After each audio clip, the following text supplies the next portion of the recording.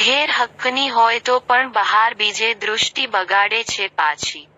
હકનું ભોગવને બીજે અણ પર દૃષ્ટિ જ કેમ જાય.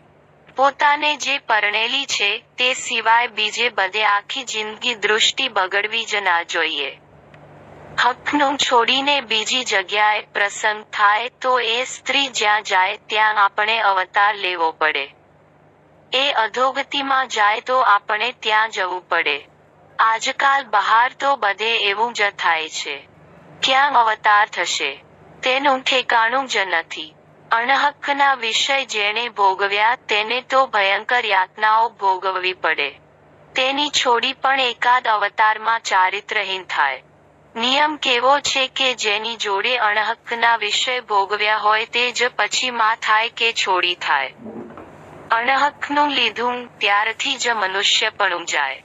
અણહકનો વિષય એ તો ભયંકર દોષ કહેવાય. આપણે કોકનું ભોગવી લઈએ એટલે પોતાની છોડીઓ કોક ભોગવે તેની ચિંતા જ નથી ને. એનો અર્થ એ જ થયો ને. અને એવું જ થાય છે ને. પોતાની છોડીઓ લોકો ભોગવે જ છે ને. એ તો ટોપમોસ્ટ નાલાયકી કહેવાય.